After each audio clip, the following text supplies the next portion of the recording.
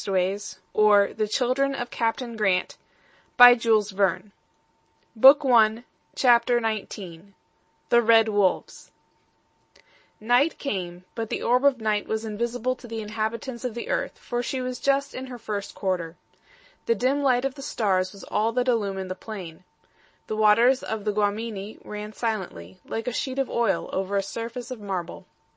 Birds, quadrupeds, and reptiles were resting motionless after the fatigues of the day, and the silence of the desert brooded over the far-spreading pampas. Glenarvan, Robert, and Thalcave had followed the common example, and lay in profound slumber on their soft couch of lucerne. The worn-out horses had stretched themselves full length on the ground, except Thaouka, who slept standing, true to his high blood, proud in repose as in action, and ready to start at his master's call. Absolute silence reigned within the enclosure, over which the dying embers of the fire shed a fitful light. However, the Indian's sleep did not last long. For about 10 o'clock he woke, sat up, and turned his ear toward the plain, listening intently, with half-closed eyes. An uneasy look began to depict itself on his usually impassive face. Had he caught scent of some party of Indian marauders, or of jaguars, water-tigers, and other terrible animals that haunt the neighborhood of rivers? Apparently it was the latter, for he threw a rapid glance on the combustible materials heaped up in the enclosure, and the expression of anxiety on his countenance seemed to deepen. This was not surprising, as the whole pile of alfalfares would soon burn out, and could only ward off the attacks of wild beasts for a brief interval. There was nothing to be done in the circumstances but wait, and wait he did, in a half-recumbent posture, his head leaning on his hands, and his elbows on his knees, like a man roused suddenly from his night's sleep. A whole hour passed, and anyone except Thalcave would have lain down again on his couch, reassured by the silence round him. But where a stranger would have suspected nothing, the sharpened senses of the Indian detected the approach of danger. As he was thus watching and listening, Thaouka gave a low neigh and stretched his nostrils toward the entrance of the ramada. This startled the Patagonian, and made him rise to his feet at once. "Thaouka scents an enemy," he said to himself, going toward the opening, to make careful survey of the plains. Silence still prevailed, but not tranquillity, for Thalcave caught a glimpse of shadows moving noiselessly over the tufts of Curamamel. Here and there luminous spots appeared, dying out and rekindling constantly, in all directions, like fantastic lights dancing over the surface of an immense lagoon. An inexperienced eye might have mistaken them for fireflies, which shine at night in many parts of the pampas. But Thalcave was not deceived. He knew the enemies he had to deal with, and lost no time in loading his carbine and taking up his post in front of the fence. He did not wait for long, for a strange cry, a confused sound of barking and howling, broke over the pampas, followed next instant by the report of the carbine, which made the uproar 100 times worse. Glenarvan and Robert woke in alarm, and started to their feet instantly. "What is it?" exclaimed Robert. "Is it the Indians?" asked Glenarvan. "No," replied Thalcave, "the Aguaras." "Aguaras?" said Robert, looking inquiringly at Glenarvan. "Yes," replied Glenarvan, "the Red Wolves of the pampas." They seized their weapons at once, and stationed themselves beside the Patagonian, who pointed toward the plain from whence the yelling resounded.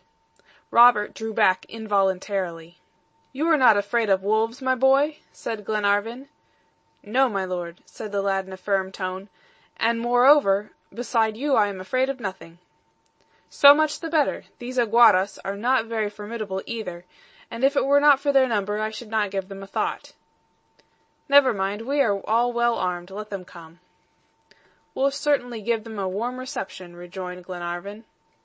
His lordship only spoke thus to reassure the child, for a secret terror filled him at the sight of this legion of bloodthirsty animals let loose on them at midnight. There might possibly be some hundreds, and what could 3 men do, even armed to the teeth, against such a multitude? As soon as Thalcave said the word Aguara, Glenarvan knew that he meant the Red Wolf, for this is the name given to it by the Pampas Indians. This voracious animal, called by naturalists the Canis jubatus, is in shape like a large dog, and has the head of a fox. Its fur is a reddish cinnamon color, and there is a black mane all down the back. It is a strong, nimble animal, generally inhabiting marshy places, and pursuing aquatic animals by swimming, prowling about by night, and sleeping during the day. Its attacks are particularly dreaded at the estancias, or sheep stations, as it often commits considerable ravages, carrying off the finest of the flock. Singly, the aguara is not much to be feared, but they generally go in immense packs, and one had better have to deal with a jaguar or cougar than with them. Both from the noise of the howling and the multitude of shadows leaping about, Glenarvan had a pretty good idea of the number of the wolves, and he knew that they had scented a good meal of human flesh or horse flesh, and none of them would go back to their dens without a share. It was certainly a very alarming situation to be in. The assailants were gradually drawing closer. The horses displayed signs of the liveliest terror, with the exception of Thaouka, who stamped his foot and tried to break loose and get out. His master could only calm him by keeping up a low, continuous whistle. Glenarvan and Robert had posted themselves so as to defend the opening of the ramada. They were just going to fire into the nearest ranks of the wolves when Thalcave lowered their weapons. "What does Thalcave mean?" asked Robert. "He forbids our firing." "And why?" "Perhaps he thinks it is not the right time." But this was not the Indian's reason, and so Glenarvan saw when he lifted the powder flask, showed him it was nearly empty. "What's wrong?" asked Robert. "We must husband our ammunition," was the reply. "To-day's shooting has cost us dear, and we are short of powder and shot. We can't fire more than 20 times." The boy made no reply, and Glenarvan asked him if he was frightened. "No, my lord," he said. "That's right," returned Glenarvan. A fresh report resounded that instant. Thalcave had made short work of one assailant more audacious than the rest, and the infuriated pack had retreated to within 100 steps of the enclosure. On a sign from the Indian, Glenarvan took his place, while Thalcave went back into the enclosure, and gathered up all the dried grass and alfafares, and indeed all the combustibles he could rake together, and made a pile of them at the entrance. Into this he flung one of the still glowing embers, and soon the bright flame shot up into the dark night. Glenarvan could now get a good glimpse of his antagonists, and saw that it was impossible to exaggerate their numbers or their fury.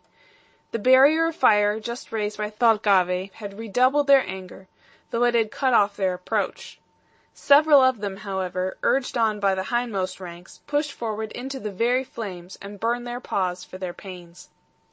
From time to time another shot had to be fired, notwithstanding the fire, to keep off the howling pack, and in the course of an hour 15 dead animals lay stretched on the prairie. The situation of the besieged was, relatively speaking, less dangerous now. As long as the powder lasted, and the barrier of fire burned on, there was no fear of being overmastered. But what was to be done afterward, when both means of defense failed at once? Glenarvan's heart swelled as he looked at Robert. He forgot himself in thinking of this poor child, as he saw him showing a courage so far above his years.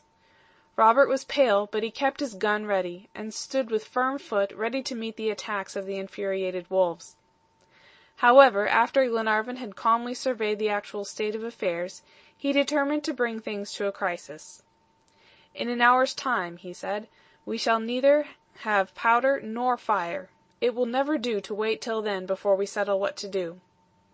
Accordingly, he went up to Thalcave, and tried to talk to him by the help of the few Spanish words his memory could muster, though their conversation was often interrupted by one or the other having to fire a shot. It was no easy task for the two men to understand each other, but most fortunately Glenarvan knew a great deal of the peculiarities of the red wolf, otherwise he could never have interpreted the Indian's words and gestures. As it was, fully a quarter of an hour elapsed before he could get any answer from Thalcave to tell Robert in reply to his inquiry. "What does he say?" "He says that at any price we must hold out till daybreak. The aguara only prowls about at night, and goes back to his lair with the first streak of dawn. It is a cowardly beast that loves the darkness and dreads the light, an owl on 4 feet." "Very well, let us defend ourselves then till morning." "Yes, my boy, and with knife thrusts when gun and shots fail." Already Thalcave had set the example, for whenever a wolf came too near the burning pile, the long arm of the Patagonian dashed through the flames and came out again reddened with blood. But very soon this means of defence would be at an end. About 2 o'clock, Thalcave flung his last armful of combustibles into the fire, and barely enough powder remained to load a gun 5 times. Glenarvan threw a sorrowful glance round him. He thought of the lad standing there, and of his companions and those left behind, whom he loved so dearly. Robert was silent. Perhaps the danger seemed less imminent to his imagination. But Glenarvan thought for him, and pictured to himself the horrible fate that seemed to await him inevitably. Quite overcome by his emotion, he took the child in his arms, and straining him convulsively to his heart, pressed his lips on his forehead, while tears he could not restrain streamed down his cheeks. Robert looked up into his face with a smile, and said, "I am not frightened." "No, my child, no, and you are right. In 2 hours daybreak will come, and we shall be saved. Bravo, Thalcave! My brave Patagonian, bravo!" he added, as the Indian that moment levelled 2 enormous beasts who endeavored to leap across the barrier of flames. But the fire was fast dying out, and the denouement of the terrible drama was approaching. The flames got lower and lower. Once more the shadows of night fell on the prairie, and the glaring eyes of the wolves glowed like phosphorescent balls in the darkness. A few minutes longer, and the whole pack would be in the enclosure. Thalcave loaded his carbine for the last time, killed 1 more enormous monster, and then folded his arms. His head sank on his chest, and he appeared buried in deep thought. Was he planning some daring, impossible, mad attempt to repulse the infuriated horde? Glenarvan did not venture to ask. At this very moment the wolves began to change their tactics. The deafening howls suddenly ceased. They seemed to be going away. Gloomy silence spread over the prairie, and made Robert exclaim, "They're gone!" But Thalcave, guessing his meaning, shook his head. He knew they would never relinquish their sure prey till daybreak made them hasten back to their dens. Still, their plan of attack had evidently been altered. They no longer attempted to force the entrance, but their new maneuvers only heightened the danger. They had gone round the ramada, as by common consent, and were trying to get in on the opposite side. The next minute they heard their claws attacking the mouldering wood, and already formidable paws and hungry savage jaws had found their way through the palings. The terrified horses broke loose from their halters and ran about the enclosure, mad with fear. Glenarvan put his arms round the young lad, and resolved to defend him as long as his life held out. Possibly he might have made a useless attempt at flight, when his eye fell on Thalcave. The Indian had been stalking about the ramada like a stag, when he suddenly stopped short, and, going up to his horse, who was trembling with impatience, began to saddle him with the most scrupulous care, without forgetting a single strap or buckle. He seemed no longer to disturb himself in the least about the wolves outside, though their yells had redoubled in intensity. A dark suspicion crossed Glenarvan's mind as he watched him. "He is going to desert us!" he exclaimed at last, as he saw him seize the reins as if preparing to mount.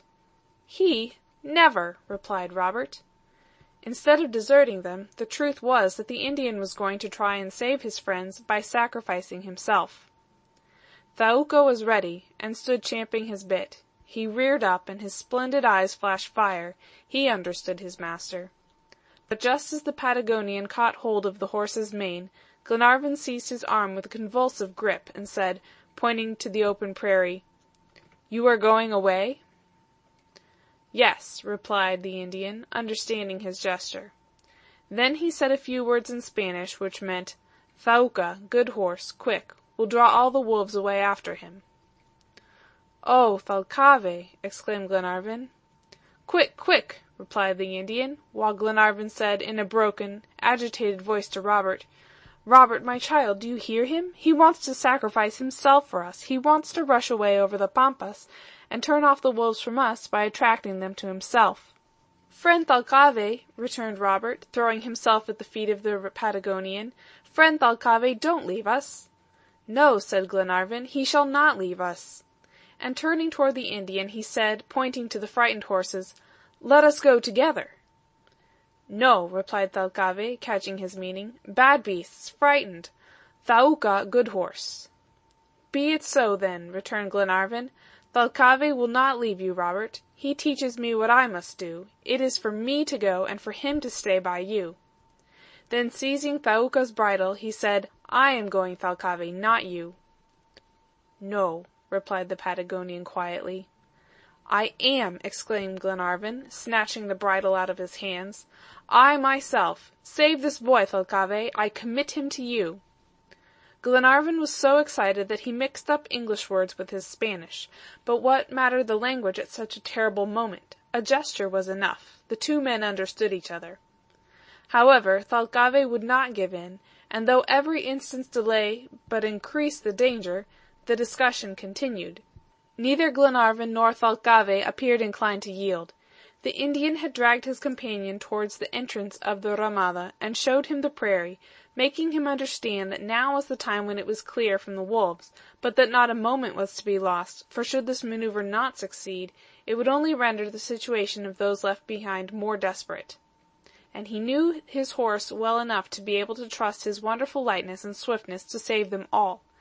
But Glenarvan was blind and obstinate, and determined to sacrifice himself at all hazards, when suddenly he felt himself violently pushed back. Thaouka pranced up, and reared himself bolt upright on his hind legs, and made a bound over the barrier of fire, while a clear young voice called out, "God save you, my lord!" But before either Thalcave or Glenarvan could get more than a glimpse of the boy, holding on fast by Thaouka's mane, he was out of sight. "Robert! Oh, you unfortunate boy!" cried Glenarvan. But even Thalcave did not catch the words, for his voice was drowned in the frightful uproar made by the wolves, who had dashed off at a tremendous speed on the track of the horse. Thalcave and Glenarvan rushed out of the ramada. Already the plain had recovered its tranquillity, and all that could be seen of the red wolves was a moving line far away in the distant darkness. Glenarvan sank prostrate on the ground, and clasped his hands despairingly. He looked at Thalcave, who smiled with his accustomed calmness, and said, "Thaouka, good horse, brave boy, he will save himself." "And suppose he falls?" said Glenarvan. "He'll not fall." But notwithstanding Thalcave's assurances, poor Glenarvan spent the rest of the night in torturing anxiety. He seemed quite insensible now to the danger they had escaped through the departure of the wolves, and would have hastened immediately after Robert if the Indian had not kept him back by making him understand the impossibility of their horses overtaking Thaouka, and also that boy and horse had outdistanced the wolves long since, and that it would be useless going to look for them till daylight. At 4 o'clock morning began to dawn. A pale glimmer appeared in the horizon, and pearly drops of dew lay thick on the plain and on the tall grass, already stirred by the breath of day. The time for starting had arrived. "Now," cried Thalcave, "come." Glenarvan made no reply, but took Robert's horse, and sprung into the saddle. Next minute both men were galloping at full speed toward the west, in the line in which their companions ought to be advancing. They dashed along at a prodigious rate for a full hour, dreading every minute to come across the mangled corpse of Robert. Glenarvan had torn the flanks of his horse with his spurs in his mad haste, when at last gunshots were heard in the distance at regular intervals, as if fired as a signal. "There they are!" exclaimed Glenarvan, and both he and the Indian urged on their steeds to a still quicker pace, till in a few minutes more they came up to the little detachment conducted by Paganel. A cry broke from Glenarvan's lips, for Robert was there, alive and well, still mounted on the superb Thaouka, who neighed loudly with delight at the sight of his master. "Oh, my child, my child!" cried Glenarvan, with indescribable tenderness in his tone. Both he and Robert leaped to the ground, and flung themselves into each other's arms. Then the Indian hugged the brave boy in his arms. "He is alive, he is alive!" repeated Glenarvan again and again. "Yes," replied Robert, "and thanks to Thaouka." This great recognition of his favorite's services was wholly unexpected by the Indian, who was talking to him that minute, caressing and speaking to him, as if human blood flowed in the veins of the proud creature. Then turning to Paganel, he pointed to Robert and said, "A brave!" And employing the Indian metaphor, he added, "His spurs did not tremble." But Glenarvan put his arms round the boy and said, "Why wouldn't you let me or Thalcave run the risk of this last chance of deliverance, my son?" "My lord," replied the boy in tones of gratitude, "wasn't it my place to do it?